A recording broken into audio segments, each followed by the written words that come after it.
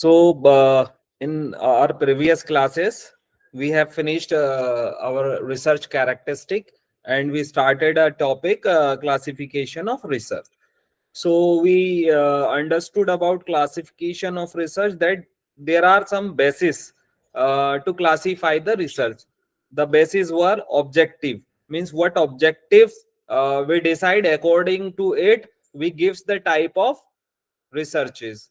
Then what will be the possible outcome for that research? On that basis we name it, we give it a type like fundamental or applied, and on the basis of logic we separate types of research, is it deductive or inductive, and on the process we differentiate it quantitative or qualitative, and on the inquiry mode we say that it is structured or unstructured, and the concept and idea behind it, is it conceptual or empirical, right?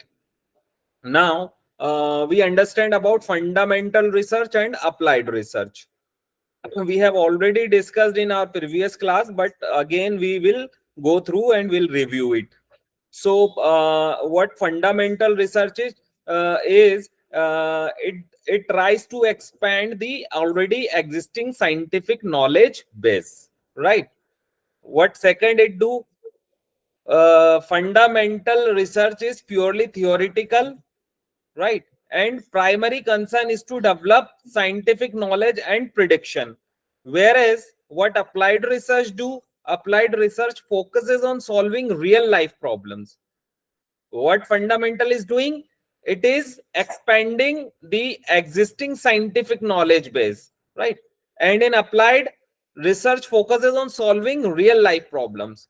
Applied research has a practical approach. Fundamental research is purely theoretical, and primary concern is to stress on the development of technology and technique with the help of basic science, right? So fundamental research, which is purely theoretical, where a researcher set up some theory, and in applied research it is purely has a practical research, right? We understand by the example in next slide. See, fundamental research. Here, scientists study how sunlight turns into electricity at atomic level without any immediate practical goal. Right? This helped them understand the basic science behind the process. So, what here scientists do in fundamental research? They just study about how sunlight turns into electricity at atomic level, right? They do not have any goal, immediate goal, right? They don't want to practical immediately, or they don't want to apply it immediately. They just wanted to study, is there any is there any electricity in the sunlight on the level of what? Atomic level.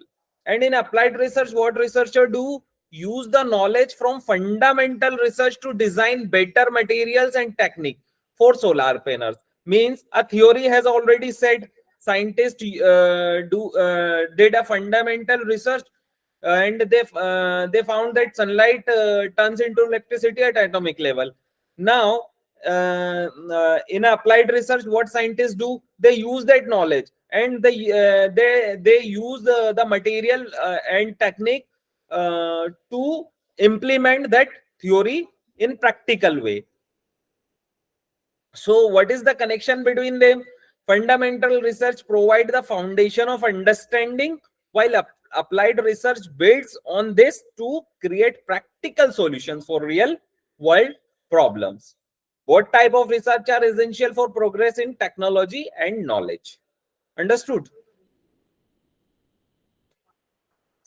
Next, research types are descriptive and analytical. So what descriptive research do? It describes, is more explanatory, profile characteristic of group, focuses on what approach, assumes no hypothesis, does not require comparison between groups over time. Whereas in an analytical group, It explains. When you do an analytical type of research, it explains is more explanatory way. Analysis why group has a characteristic, focuses on why, assumes a hypothesis, and requires comparison between groups over time. We understand by example these two differences. See, The profiles characteristics of the group. What does that mean, sir? you will understand in example. I'll tell you. Yeah. See, in a descriptive research, here is a picture. This is a park, right? And what researcher do is observing people in a park. He's just observing what he's doing. He's listing it, what they are doing, jogging or picnicking, playing. He's just observing the things. He's noticing the profile of the people. Understand? Their characteristic. This is like descriptive research, capturing activities without digging into reasons. They don't want to get the reasons behind it, why the people are coming in the park, why they are doing such different type of activities. What researcher or observer is doing, he's just observing that kids are playing, some elders are sitting on the bench, some young or adult people are playing something games over there. He's just observing, and he's just noting it, listing it, and later on whatever he described. So this is the example of descriptive research. What the researcher do in analytic, here he go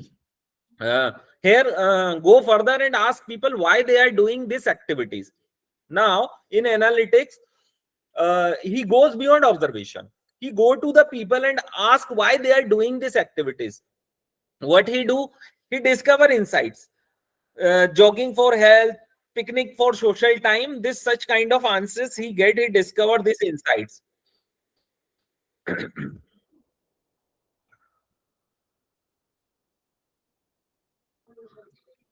Right? So he is discovering insights there. He's exploring why and how similar to analytical research. So in connection, descriptive research gives an overview, and in analytical research uncovers the motives. Both together provide a full human story. Understand? Yes, yes, sir. Okay. Now, see, as we have understood, there is an approach for that.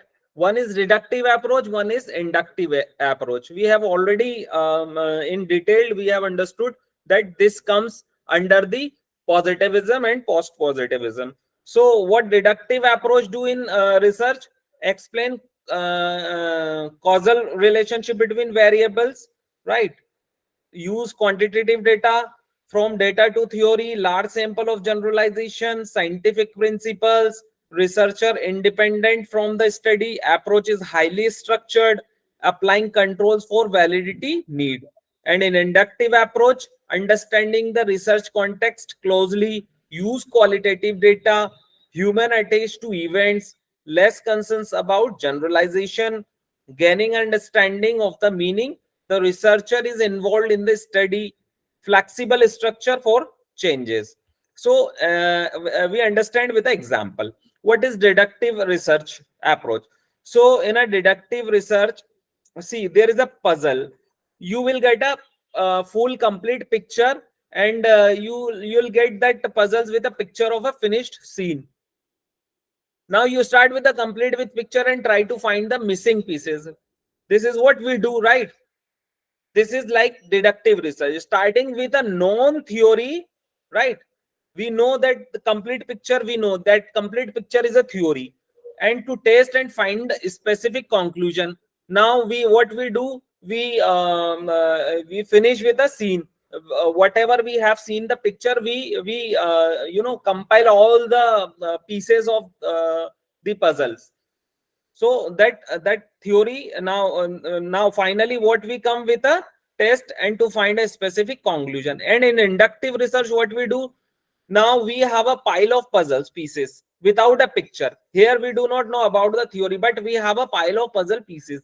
You start connecting pieces, noticing pattern and forming a picture as you go. This is similar to inductive research, starting with observation and patterns to develop a broader theory. So what we do in deductive research, we have a theory, we from theory we are going to a specific thing, and in inductive, from a specific thing we are going towards creating a theory or a knowledge. So in connection of both, deductive research begin with a theory to test, and inductive research build a theory from observation. Now another research types are quantitative and qualitative. See, there are 30, 40 or more than that type of research, but according to the syllabus of a net UGC net examination or a pattern, these are the important types of theory where the examination revolve around, right? So we are discussing this.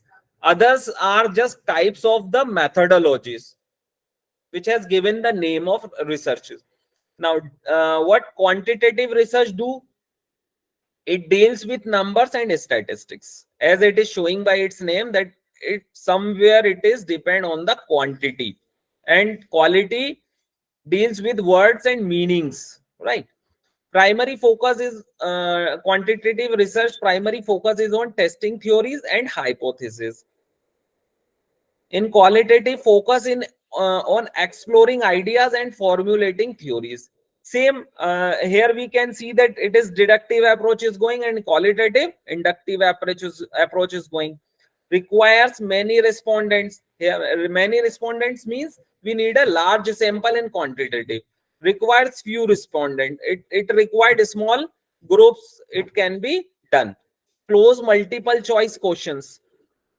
In quantitative miss, when we ask like we go for a questionnaire, so here we what use, we give multiple choices and a question, a closed question where we give multiple choices in the questions and they have to tick one of them. And in qualitative, we left with a question and he has to give an answer in a broad way or in a descriptive way, and from there we choose conclusions. In quantitative, data collection methods include surveys, experiments and observations. And here qualitative data collection used to method include interview, focus group, case studies and literature review. In quantitative method, data analysis method include finding common patterns in data using tools. Means these tools used to when you collected your data, and you want to use a statistic to find out your conclusion or a result. You use some softwares for that. So these are the name of the softwares: R, SPSS, Excel, etc. Right? And here data analysis method includes what? Thematic analysis, discourse analysis and content analysis. So it is not depend on software. Now we understand by an example. So in a qualitative research, imagine you are a journalist capturing stories at a local event. In the picture, this is a local event. You are a journalist, you are capturing stories. You interview people, right? Noting their experience, emotion and perspective. This is like qualitative research, gathering rich descriptive insights to understand the how and why. In quantitative, what do you do?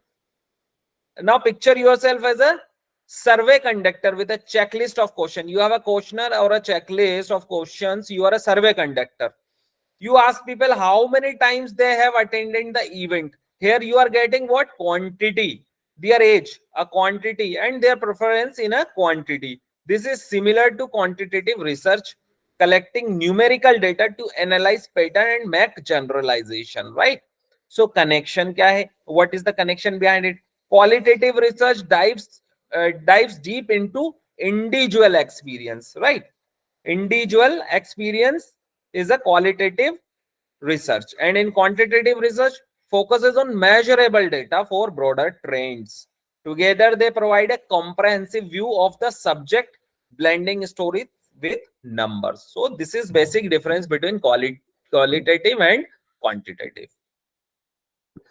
We have already discussed about structured and unstructured. Everything that is part of a research is predetermined, such as objective, design, sample, and questions. Here you have everything predetermined, right? What objective you have, what design you will use in your research, what sample you will use, and what questions means tools you have designed or predetermined. This is a structured research. Whereas in unstructured, what you do in this, flexibility is allowed because it is not predetermined for formulating research. It is more in a structured research is more appropriate to determine the extent of problem. It is used to determine the extent of problem, and it is more appropriate to explore the nature of problem. See, unstructured research is more appropriate to explore nature of problem. It is used to quantitative research, means structured research is used in quantitative research. It is used in qualitative research simply. Now, next research type is conceptual research and empirical research. So, what conceptual research is a type of research that is generally related to abstract ideas or concepts. And in empirical research, any research study where conclusion of the study are drawn from evidence verifiable by observation or experience rather than theory or a pure logic, right? And in conceptual research involves abstract idea and concept. However, it doesn't involve any practical experiment. And here what involves phenomena that are observable and measurable. So empirical is uh, conceptual is philosophical research studies are an example where we are giving a concept, and it includes both quantitative and qualitative studies, right? So this is basic difference between conceptual research and empirical research.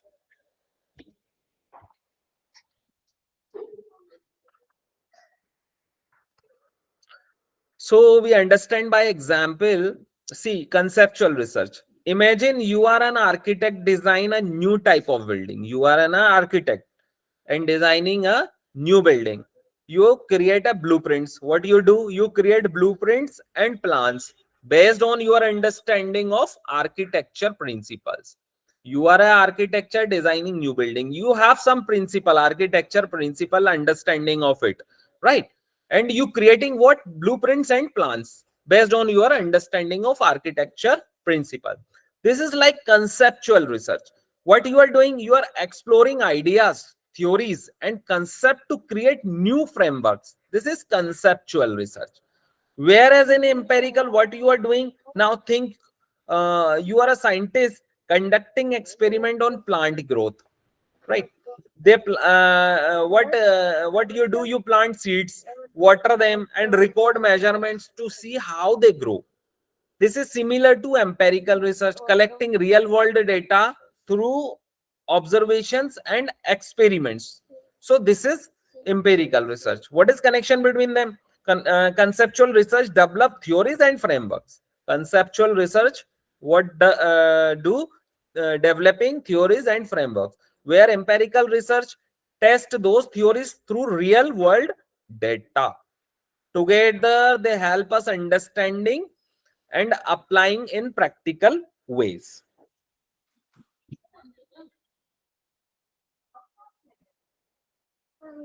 Next research. No. Sir, Next you can make one of us the co-host and we can admit people. Otherwise, it'll keep disturbing you, sir. You have to go back and forth the screens. sorry. What I was trying to tell is, if you can make one of us a co-host, we will be able to handle the admitting part.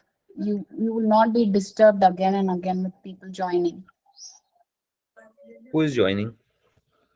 No, you're going to the screen to admit to other screen to admit people, right, sir? Okay, fine. I think once I went there to see is it video is clear or not. That's why. Okay, okay, sir. Okay, yeah.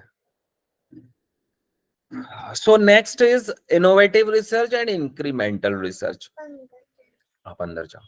So in innovative research, imagine you are an inventor working on a groundbreaking idea for a new mode of transportation, right? Just imagine yourself as an inventor who is working on a groundbreaking idea like new mode of transportation. So you are envisioning flying cars that can navigate city skies. So this is like innovative research, right? What you do in innovative research? Exploring radical game changing concept that redefine norms, right? This is innovative. And what you do in incremental research? Picture a car manufacturer improving fuel efficiency in their vehicle. So they make small adjustments to engines and design to achieve better mileage. So this is similar to incremental research, making gradual improvements to existing technology or process, right? So making gradual improvement to existing technology or process is incremental, and where you are exploring radical or game changing concepts and that redefining the norms is innovative research. So innovative research bring big leaps and new paradigms, and incremental research focuses on small steps to enhance existing solutions. So both approaches contribute to progress either by pushing boundaries or refining what already exists. Here we understand about ex post facto research. So imagine you are studying the impact of air pollution on respiratory health. So you cannot manipulate air pollution facts. What you can do? You can compare groups exposed to different pollution levels in the past, right?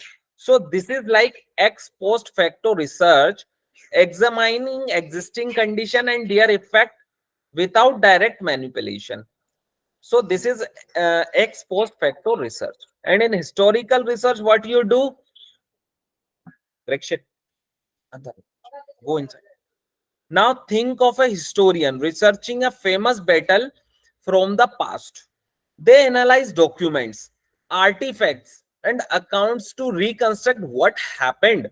This is similar to historical research, studying past events to gain insights and understanding. Right. So this is basic ex post facto research and historical research difference. And if we go connection between them, ex post facto research deals with conditions as they are studying their outcomes, right? And historical research examines events in the past to illuminate their significance. Both types provide valuable insights into situation and events, whether contemporary or historical. Now, a word is there used in the research that is called triangulation.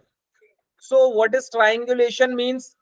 Imagine you are a detective solving a complex case, right? Imagine you are a detective, and what you are doing? You are doing a solving a complex case. Instead of relying on a single witness, you gather evidence from multiple sources. What do you do there? You use multiple sources. One is witness, one is documents and forensic analysis. So this is like triangulation in research. What triangulation means? Using various methods and data sources to confirm findings. So this is triangulation. So this is these are the major types of research we have discussed, and we have compared it side by side, right? We have did a apple to apple comparison between the types of research. After that, we have understood the research, we have went through the characteristic, we have understood the positivism and post positivism, and research meaning and objectives. We all went through it. We understood through example also. Now finally we would like to start a research process. Now you have taken the admission in the PhD, and now your coursework is started. Now you will understand how to conduct a research. So to conduct a research, there is a process. So, what process is usually adopts the following three criteria. When you start a research, it has a three criteria. It is conducted within a framework of a set of approach. Like we have understand about the approaches, right? When we started the classes in epistemology, we have understand about the different two kind of approaches of gaining knowledge. What were there? What was this? What are the two different approaches of knowledge? Inductive and deductive. No,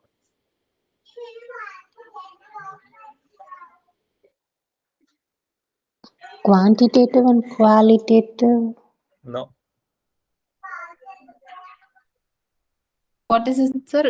Can you repeat your question? Epistemology. There is two. What epistemology says?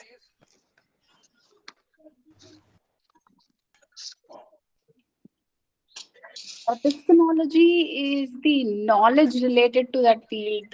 Study of knowledge, Yes, the study of knowledge. Yes. right? And Yeah. how you gain the knowledge? There were two paradigms. One is Income. rationalism, and what was other? What, sir? What is it? Empiricism Rationalism. and empiricism. Okay, so we go ahead. Research process usually adopts the following three criteria. It is conducted within a framework of set of approaches, right?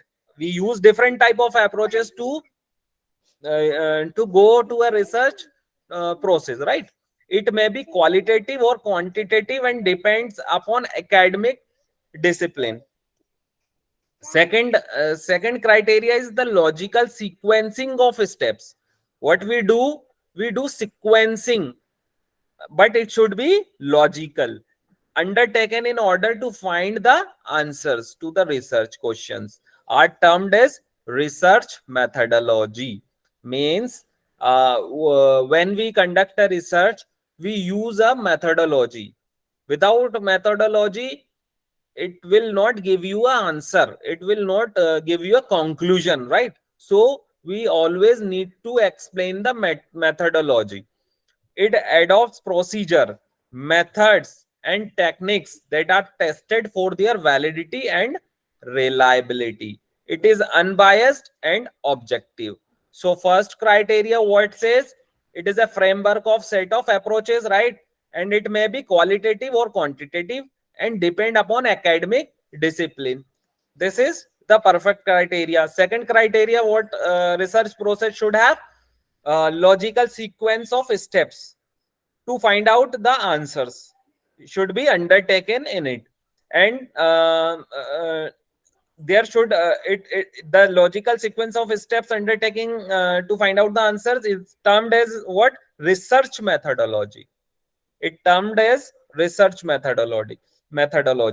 It adopts procedure, methods, and techniques that are tested for their validity and reliability. We have already discussed validity, we know the reliability, right? So it should such kind of procedures, method, and techniques that are tested and validated and reliable.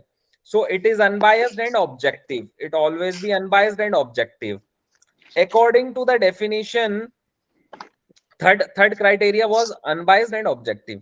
And what Creswell said, research consists of three basic steps: formulating a research question, or posing a problem to which the researcher want to find the answer, right? First of all, what we need to do? We need to do a formulating a research question or a posing a problem.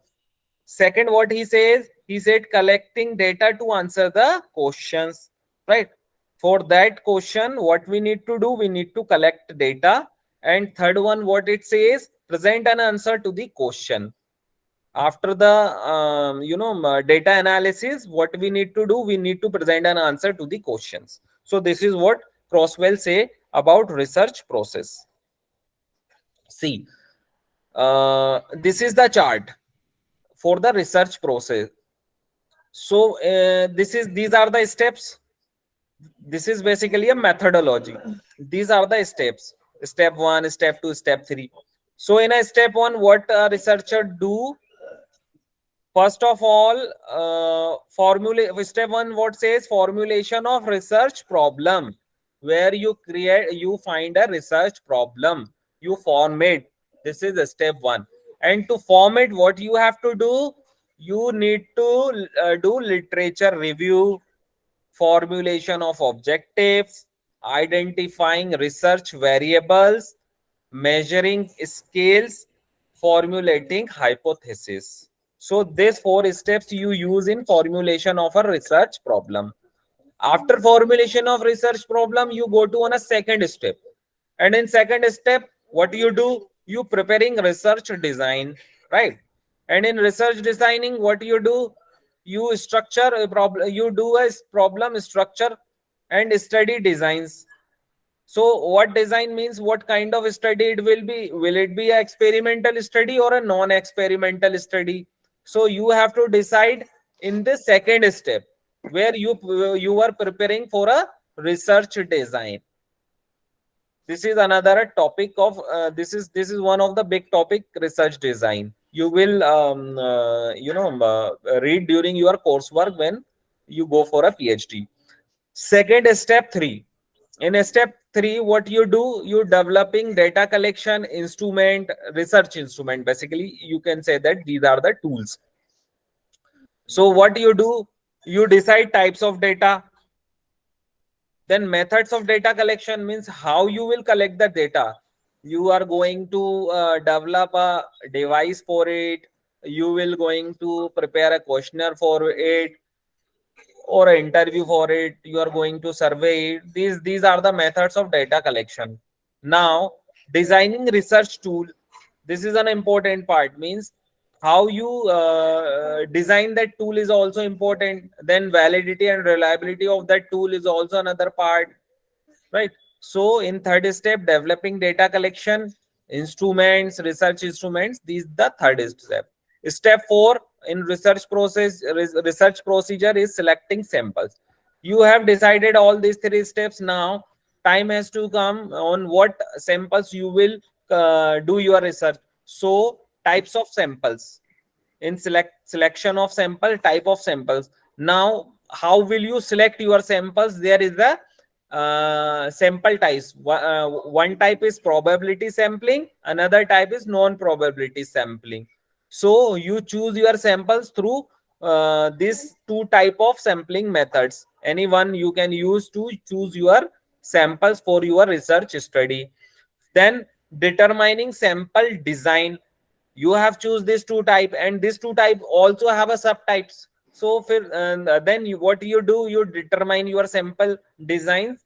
After that, when you finalize your sampling, then you go to step 5th. In step 5th, what you do, you writing a research proposal. These 4 steps is just thinking and preparing for research study. After that, you will start to writing a research proposal. What research proposal says? Main elements means what is the need of your research, how it will benefit to others or people, type of data you are using in your research.